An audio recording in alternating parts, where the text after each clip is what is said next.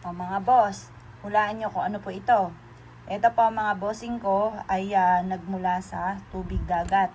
Kumuha pa nga ako ng mga ilan ng mga bossing ko yung halaman dagat mga boss. At kaunting buhangin. Ayan po, makikita nyo mga bossing. Yun. Pati mga bato mga boss. Ngayon pa mga bossing ko, bakit ko to ginawa? Halimbawa mga bossing ko, marami kang mga pagsubok sa ngayon. Ang gawin nyo po, kumuha kayo ng basahan. Tapos, ito po, ipampunas nyo sa inyo pong sahig.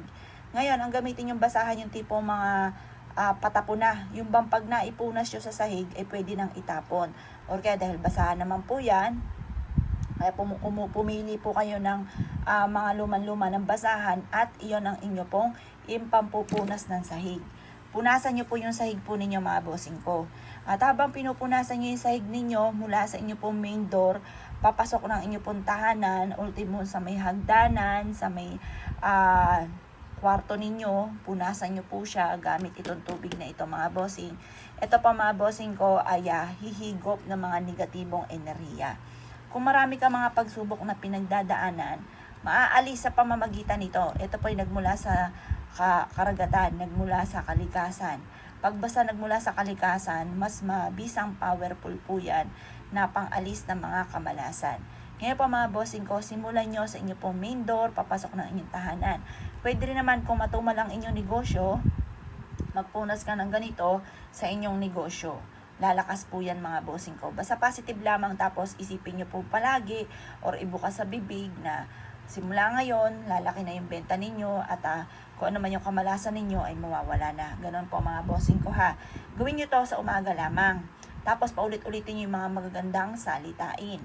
Proven po ito at kayo mismo ay maa-amaze sa dami ng mga blessing na darating matapos nyo po itong gawin mga bossing. Ngayon po mga bossing ko, ikay naniniwala at nais nyo po itong gawin mga bossing ko.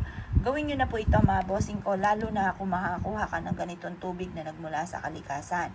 At pagkatapos, pwede rin kapag may natira ka, ibuhos nyo sa harapan ng inyong bahay. Ito po ay nagmula sa kalikasan, maswerte po ang dulot po nito.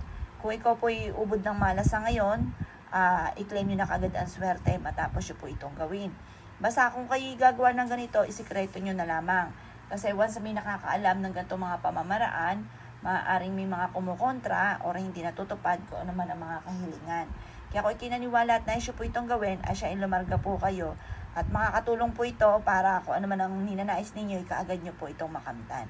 Siya mga bossing, kung kayo po yung naniniwala, pwede namang i-share nyo ang ating pong video kasi once na ikaw po may magandang hangarin din sa inyong kapwa at maganda rin na maidudulot, yan din po yung maganda ang balik po sa inyo. Kaya kung ikinaniwala at nais po itong gawin, ay siya mga boss. Good luck po sa inyo pong lahat.